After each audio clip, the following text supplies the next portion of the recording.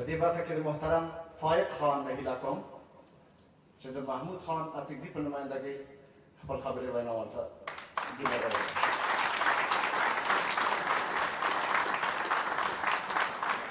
شروع کوم په نامه د خدای چې ډېر بخښونکی او مهربانه دی.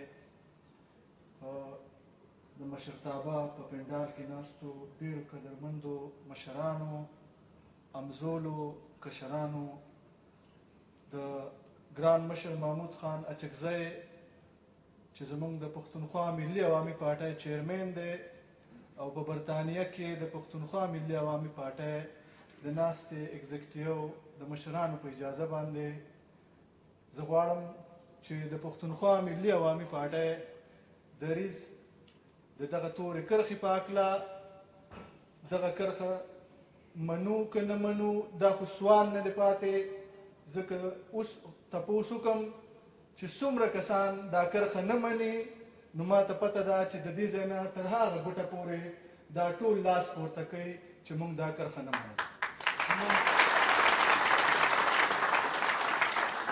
نو زه به په هغه تاریخي خبرو کې نه ځم، خو دلته چې راغلی یم موږ څه غواړو، ولې غواړو، څنګه غواړو.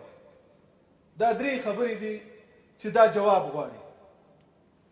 نو زه به د خپلو خبرو پیل د یو شعر نه وکړم. رنځ راښایي خو درمل ورسره نشته، رنځ راښایي خو درمل ورسره نشته، کور دې وران شي د ناپوهه طبیبانو، چې کابل او کندهار عزتمن نشي، په والله که عزتمن شی پېښوریانو.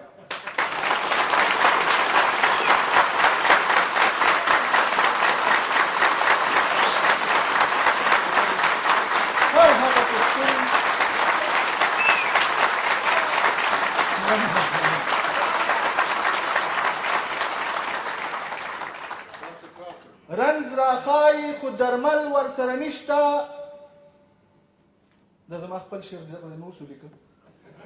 رنځ راښایي خو درمل ورسره نشته، کور دې وران شي د ناپوهه طبیبانو، چې کابل او کندهار عزتمن نشي، په والله که عزتمن شی پېښوریانو.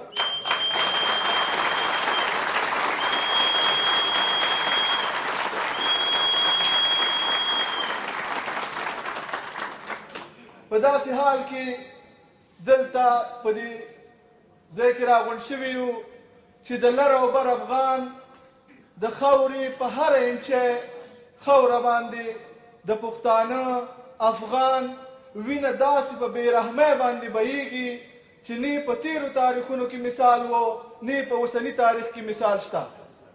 او د 21مې پېړۍ هغه انسان دوسته تنظیمونه، هغه انسان دوسته سازمانونه په دې خبره چپه خوله دي چې په ممندو کې خلک په قبرونو کې نستو ستړی شه، په وزیرستان کې خلک د ماشومانو په خښولو ستړی شه، په هلمند کې سپینګرو په وجلو او په خښولو باندې دنیا ستړې شوه، په جلال آباد کې د پښتنو بچي وژل کېږي، او اوس هم موږ په دې فکر کې یو چې د ډیورنډ کرښه ومنو که ونه منو.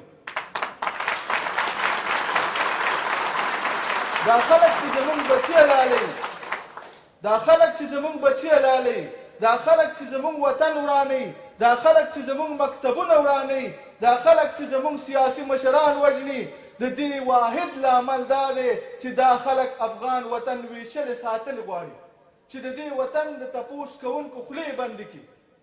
دا ځای په دې خاکه کې ما وکتل چې په یو وطن باندې 30 کاله جګړه تېره شي، د 30 کاله جګړې په نتیجه کې پروفیسران او ډاکټران او انجینران نه پیدا کېږي، دغه ډول جنګ سالاران پیدا کېږي.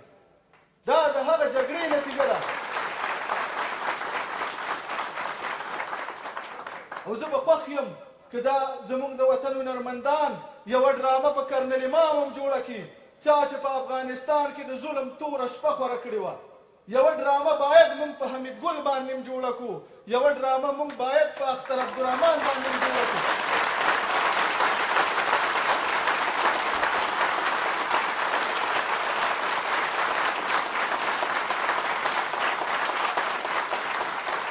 عزیزانو، زموږ نه دشمن خطا شوی دی، موږ په دوستانو پسې نښتي یو. زه دغه ځای ناست یم، اواز پورته کېږي کرزی مرداباد. کرزی هغه سړی دی چې د افغانستان بیرغ د منځه تللی و، سپینه تخه یې په ټوکي کې ورکړې وه او کرنل امام اغوستې وه او په خوست کې ګرځېده. د افغانستان بیرغ دې بیرته راوړی دی، ځکه په موږ ګران دی. افغانستان ته اساسي قانون ورکړی دی.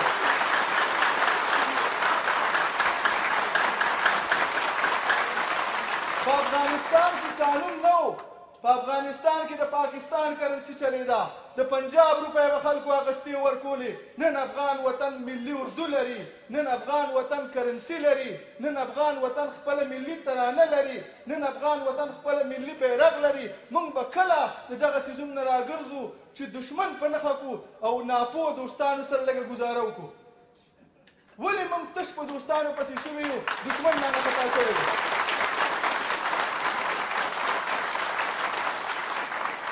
عزیزانو، پښتونخوا ملي عوامي پارټي دا نظر لري چې د ډیورنډ د تورې کرښې نه راپرستو هم د پېښور پښتون، هم د کندهار پښتون، هم د کویټې پښتون، هم د کابل پښتون په بده ورځ اخته شوی دی. دا نن چې موږ ټولو نه وطن پاتې دی، کور رانه پاتې دی، کلی رانه پاتې دی، اجره غم خادي رانه پاتې دی، په پردي وطن کې راغونډ شوي یو.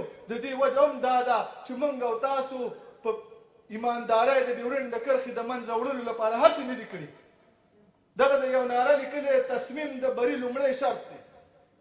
آیا موږ او تاسو دا تصمیم نن نیو چې څوک د آلمان نه راغلي دي هغوی به په آلمان کې د افغانانو ټولنه جوړوي، چې څوک د سویډن نه راغلي دي هغوی به د سویډن پښتانه منظم کوي، چې څوک د ډنمارک نه راغلي دي هغوی به په ډنمارک کې دا خبره کوي. دا چې موږ ټول ډولونه غاړې ته واچو او په ډمامه د دې کرښې خلاف نه وي راوتي، دا په سیمینارونو په بحثونو نه کېږي.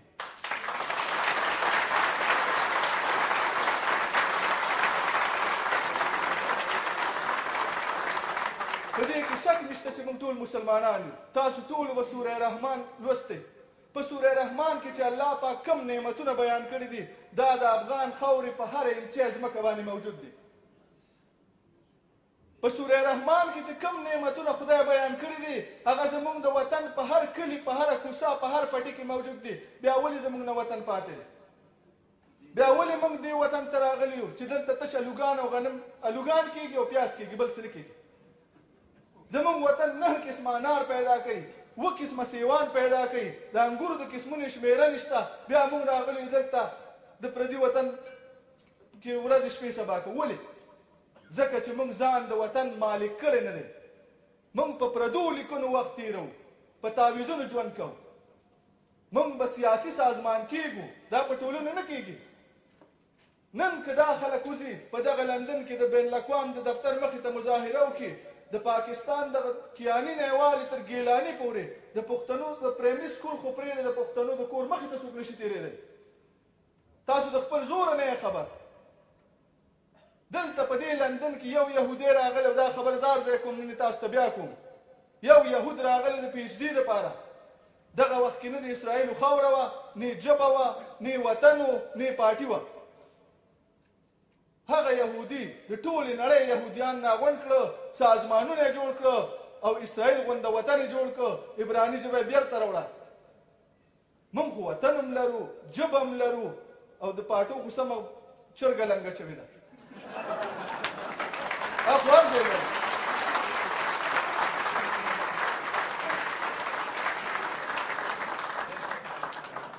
نو په سیاست کې په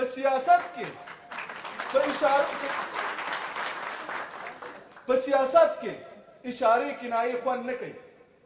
اشارې کنایې په غزل او چاربیته کې خوند کوي. په سیاست کې به سپینه خبره کوي، په ډاګه به کوي. موږ د هغه خاورې چې اوس په پاکستان کې ده 1,40,000 مربع میله خاوره ده. زه بیا وایم چې افغانان خبر شي د خپل څومره خاوره ستاسو بل نیولې ده. 1,40,000 مربع میله خاوره، 125,000 square miles of the Afghan land has been occupied by Pakistan. And from Pakistan we mean Punjabis, because Saraikis are also slaves like us. Balochis are also slaves like us. And Sindhis are also slaves like us. So we mean پنجاب. او دغه خاوره چې ده د بیا په څلورو برخو ویشلې ده. یو ته بلوچستان وایي چې کویټه، پشین، چمن، ژوب، زیارت، لورلای او سیبي پکې ګډه ده. موږ ورته جنوبي پښتونخوا وایو. دې دواړو ته موږ یو ته آزاد افغانستان وایو، بل ته محکوم افغانستان وایو. دا موږ چې پکې یو دا محکوم افغانستان دی. محکوم افغان خاوره چې ده دا په څلورو برخو ویشل شوې ده. اټک او میاوالی په پنجاب ګډ کړي دي. اوس یو لی نوم بدل که خیبر پښتونخوا موږ پې اتڼې کولې. هغه وخت و چې افغانانو به د فارس سره په پوله، د روس سره په پوله، د هند سره په پوله په جګه شمله ژوند کوو. نن موږ له د صوبې نوم بدل که موږ اتڼې کوو. دومره زموږ کچه ښکته راغلې ده. موږ به د دنیا د باچاو فیصلې کولې چې څوک به په هند کې باچا وي، څوک به باچا نه وي. نن موږ دې ته ناست یو چې په یو حال کې راغونډ شوي یو چې موږ د ډیورنډ کرښه منو که نه منو. دا خبره ختمه ده. تاسو د ډیورنډ کرښه منئ؟ دا کرښه منئ؟ څه به کوو مخکې؟ سوال دا دی چې مخکې به څه کوو؟ مخکې به موږ سیاسي تنظیم لرو. موږ به سپینه واضحه لار لرو. ولس ته به ښیو چې دغه شی راوړو، په دې طریقې راوړو. پښتونخوا ملي عوامي پارټۍ کې چې موږ یو، د دې وجه دا ده چې موږ ته خپلې پارټۍ دا شی په ګوته کړی دی چې موږ به د پښتنو چې چېرته 15 دي که چېرته 10 دي دا به یونټ کوو. دې ته به ښکاره مرام ورکوو. نور دا سندرې موږ ډېرې ویلې دي چې که کابلی دی که پېښوري دی، یو مې ځیګر دی بل مې زړګی دی، ما په ما وجني کافر هنر دی، هلته م زمرم دلته م زمرم، ملالې څه شوې؟ ځکه زما نه خو دم وتی دی. ملالې څه شوې؟ ټپکه پورته پښتون د ننګ په سندره پوی کا چې ستا په شور کې هم یو اثر دی، هلته م زمرم دلته م زمرم. زما گریوانی ریخی ریخی که، زما وجودی اندام اندام که، ما په ما وجنی، په ما قیامت دی، په ما محشر دی، هلته م زمرم دلته م زمرم. په دې کې څه شک شته؟ شک زموږ په مخ کې تک کې دی. په دې ټول پښتانه خبر دي، د کیسو نه خبره وتې ده. اوس تاسو یو کېږئ، سره یو کېږئ. که کابل دی او که کویټه زموږ کور دی، کندهار که پېښور دی زموږ رور دی. هر خاین چې پکې خنډ اچول غواړي، که د لر دی که د بر دی مخې تور دی.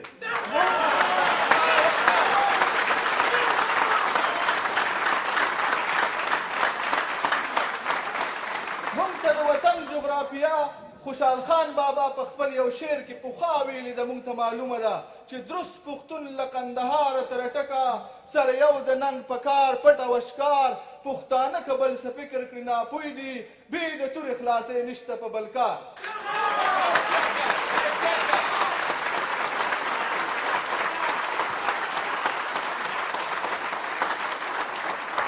نو عزیزانو، موږ د دې ټولو بدمرغو، د دې ټولو بېوزلو، د دې یو لامل ګڼو، هغه زموږ د ویشلی وطن دی. په کومه ورځ چې افغانانو ملا وتړله، د لر او بر خلکو خپل بیرغ پورته که او دا تصمیم یې ونیسه، نو تصمیم د بري لار ده. او په دغې باندې موږ کولی شو چې خپل هغه د احمدشاه بابا تاریخي افغانستان، هغه د میرویس نیکه افغانستان، هغه د امیر شیر علي خان افغانستان موږ یو کړو. بیا به خلک په موږ حساب کتاب کوي. نن که زه د ډیورنډ د کرښې دی خوایم، هغه به ډېر بېغیرته پښتون چې هغه دا فکر کوي چې په پېښور کې پښتون عزتمند دی یا په کویټه کې پښتون عزتمند دی. ما ته د خپل عزت پته ده. زه په پاکستان کې د 4مې درجې شهري هم نیم. زما په ژبه پورې په پاکستان کې په ډرامو کې خندا کېږي، د پاکستان په فلمونو کې زما په شمله پورې خندا کېږي. تاسو چې کوم ټي وي چینل ولګو، پښتون له به پټکې والي، غلطه اردو به وایي، دا خپل ورپورې هم خاندي، دا پردي ورپورې هم خاندي.